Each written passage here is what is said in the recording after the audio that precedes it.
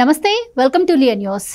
ఎట్టకేలకు ఆర్జీవీ అరెస్టుకు రంగం సిద్ధమైనట్టు వార్తలైతే వస్తూ ఉన్నాయి. ఇప్పటికే ఆయన్ను పలుమార్లు నోటీసులు ఇచ్చిన పోలీసులు ఆయన విచారణకు హాజరు కాకపోవడంతో ఈరోజు హైదరాబాద్లోని ఆయన నివాసానికి చేరుకున్నట్టు తెలుస్తోంది ఒంగోలు పోలీసులు. మరి ఆయన ఇంట్లో లేడు అనడంతో బయట వెయిట్ చేస్తున్నారు పోలీసులు అంటున్నారు. మరి ఆర్జీవీ తప్పించుకునే ప్రయత్నం చేస్తున్నారా, లేదు అంటే ఆయన మరి పోలీసులకు లొంగిపోతారా, మరి ఎప్పటి వరకు అక్కడ పోలీసులు వెయిట్ చేస్తారు, మరి ఈరోజు ఆర్జీవీ అరెస్ట్ ఎట్టకేలకు ఉండబోతుంది అంటున్నారు. దీని గురించి మరిన్ని వివరాలు తెలుసుకుందాం. మనతో పాటు ఉన్నారు senior political analyst Adusumalli Srinivasarao గారు. నమస్కారం సార్. నమస్కారం సార్, ఆర్జీవీ ఇంటి ముందు ఈరోజు పోలీసులు వెయిట్ చేస్తున్న పరిస్థితి. ఇప్పటికే ఆయన హైకోర్టుకు వెళ్ళడం జరిగింది, అక్కడ ఆయనకి చొక్కెదురైంది. ఇక విచారణకు హాజరమ్మంటే 2-3 సార్లు తప్పించుకున్నారంటున్నారు. ఇంకా ఈ రోజు కూడా హాజరవ్వలేదని డైరెక్ట్గా పోలీసులే వచ్చారంట. సో మరి ఆర్జీవీ గారేమో ఇంట్లో లేరని చెప్పిస్తున్నారంట. మరి ఎలా ఉండబోతుందంటారు సార్? ఈరోజు అరెస్ట్ అవుతారంటారా, లేదు అంటే మళ్ళీ బ్యాక్గ్రౌండ్లో ఆయన ఏమన్నా బ్యాక్ ఎండ్లో ఏమన్నా ప్రయత్నాలు చేస్తున్నారంటారా? ఏం చెప్తారు మీరు? ట్రై చేస్తాడు రకరకాలుగా. ఇప్పుడు ఆయనకున్న సోర్సెస్ ద్వారా మ్యాక్సిమం ట్రై చేస్తాడు. ఎవరు కూడా ఇతనికి సహాయం చేసే పరిస్థితిలో ఉండరు. పోలీసులు కఠినంగా వ్యవహరించదలుచుకున్నప్పుడు వాళ్ళు ఇవ్వాల్సిన అవకాశాలన్నీ ఇచ్చారు. ఇతను ఒక రకంగా చెప్పాలంటే ఈ పరాభవము ఎప్పుడో జరగాల్సింది. ఎందుకంటే ఇతను వాచాలత అంటే నోటికి వచ్చినట్టు మాట్లాడడం, ఎదటి వ్యక్తిని కించపరచడం టార్గెటెడ్గా.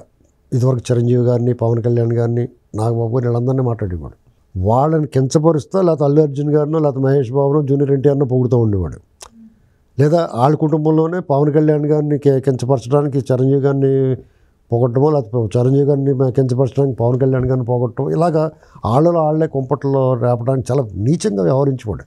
ఒక స్థాయి ఉన్నప్పుడు అతను స్థాయి ఉంది అతనికి.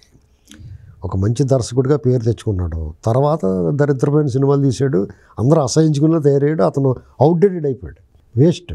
ఓడగొట్టిన మంచం, మంచి నెగిషివ్ ఉన్న మంచం ఉంటుంది మీ ఇంట్లో, పందిరి మంచం. ఇప్పుడు నిరుపయోగం అయిపోయింది అనుకోండి, ఎక్కువ కూర్చుంటే ఇరిగిపోతుంది అనుకో, దాన్ని ఏం చేస్తారు, మూలపడేస్తారు. అయినా సరే దాని మీద ప్రేమతో దోసుకుంటారు. అలాగా అతను పొయ్యిలో పెట్టేయకుండానే. అలాంటి ఇతను ఇప్పుడు ఓడగొట్టిన మంచం కూడా లాంటి మంచి నెగిషీలు అయి ఉన్న మంచం కూడా దోసుకుని మూల గోడ జారేసి ఉండొచ్చారు. అతను నేనే ఇంకా పెద్ద దర్శకుడిని వాళ్ళ దగ్గర డబ్బులు లాగేసి ఇతని పేరు వేసుకుని వాళ్ళు సినిమా తీసుకుంటారు. ఆ కుర్రోళ్ళు తీస్తారు సినిమా, ఇతని పేరు వేసుకుంటారు, ఆ బ్రాండ్ మీద అమ్ముకుంటారు కొంచెం. అది కూడా పోయింది ఈ మధ్యనే. ఓటీటీలు వచ్చి, సినిమాలు కరోనా వచ్చి థియేటర్కి వెళ్ళటం మానేసిన తర్వాత అది రావట్లేదు. ఇదివరకు అలాగే ఇతని పేరు వేసుకుని 3-4 రోజులు కలెక్షన్ వస్తే, లో బడ్జెట్లో తీసుకుంటే అంత కొంత లాభం వస్తే ఏదో ఇతను కొంత తీసేసుకుని కూడా వాళ్ళ దగ్గర పేరు వేసుకున్నందుకు. అందులో హీరోయిన్లు గట్టా ఇష్టపడి చూసాం కదా, వీడియోలు అలాంటివి వచ్చాయో, ఇలాంటివి చాలా వరస్ట్గా బిహేవ్ చేసేవాడు. నీ ప్రైవేట్ జీవితం నీ ఇష్టం, 4 గోడల మధ్య బయట ప్రపంచాన్ని తెలియకుండా నువ్వు ఎలా పడ్డావో ఎవరికి అనవసరం మాట్లాడకూడదు. కానీ నువ్వు ఎప్పుడైతే దాన్ని ప్రదర్శనకు పెట్టావో ఖచ్చితంగా మాట్లాడతారో. మాలాంటి బాధ్యత ఉన్న వాళ్ళు ఇంకా గట్టిగా మాట్లాడతాం.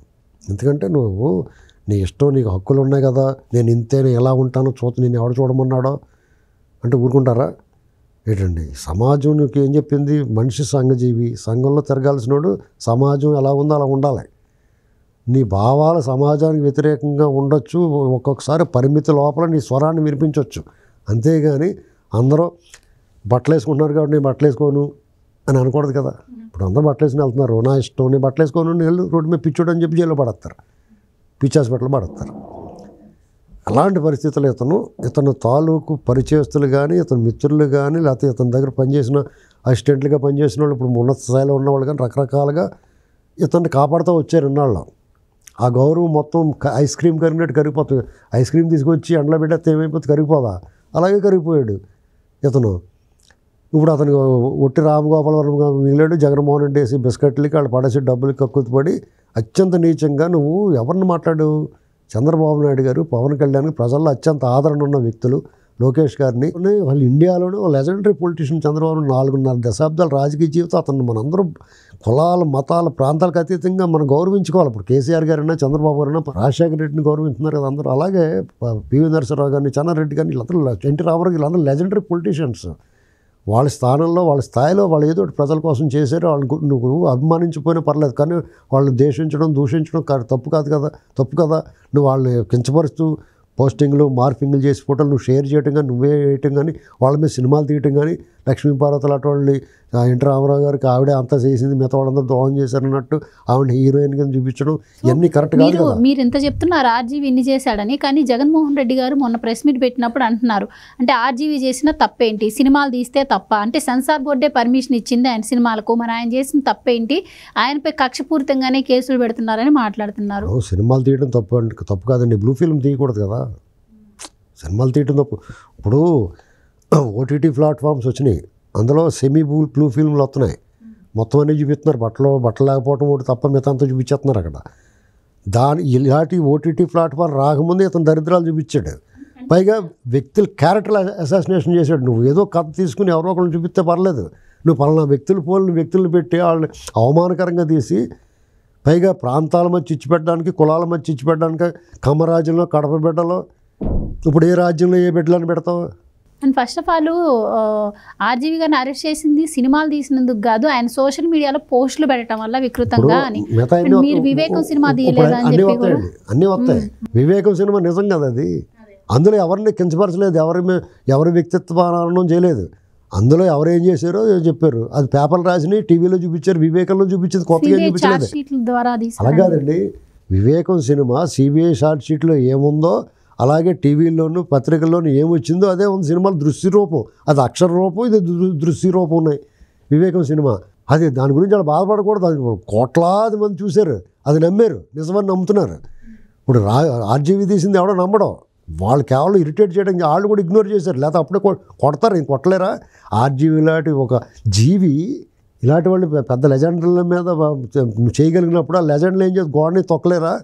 చిచ్చి కుక్క మురిగిందా అని చెప్పి వదిలేశారు. కానీ నువ్వు శృతి మించిపోయి ఇప్పుడు కూడా వాళ్ళు పెట్టలేదు కేసు, ఎవరో నాలంటోడు ఎవడో పెట్టాడు బాధపడినోడు, అదే జరుగుతుంది. ఇప్పుడు వదిలేస్తారు, ఇది పెట్టిన తర్వాత ఇంకోటి పెడతారు. అయితే ఇప్పటికే పోసాన్ మీద కూడా సిఐడిలో కేసు నమోదైన నేపథ్యంలో ఆయన వచ్చి నేను ఇంకా రాజకీయాలు మాట్లాడను అని చెప్పి క్లారిటీ ఇవ్వడం జరిగింది.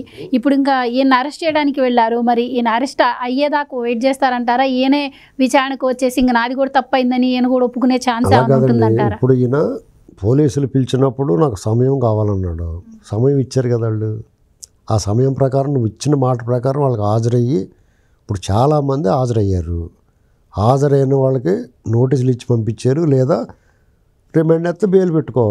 నువ్వు ఇన్నాళ్ళు ఇప్పుడు నువ్వు ఒకసారి ఇది ముగింపు ఉండాలి కదా, నీకు అరెస్ట్కి వచ్చారు, నువ్వు ఇంట్లో వాళ్ళు లేదని చెప్పించేవాళ్ళు అక్కడే కూర్చుంటారు. కొంతమంది మారు వేషాల్లో మీ ఇంటికి కూరగాయలు అమ్మే వాళ్ళ కింద కూడా వస్తారు, నువ్వు ఎలా తప్పించుకుంటావు?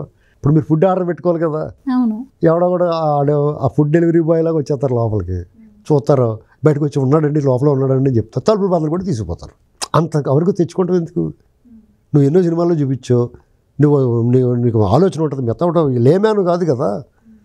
ఇప్పుడు ఎంత టెన్షన్ పడతావు ఎందుకు? నువ్వు అందంగా రండి వెళ్దాం రండి అని చెప్పి వాళ్ళకి కాఫీ ఇచ్చి నువ్వు వెళ్తే నీ దారిలో నీ కాఫీ ఇప్పిస్తారు, అక్కడ కూడా కూల్ డ్రింక్ ఇస్తారు, అందంగా విచారణ చేస్తారు.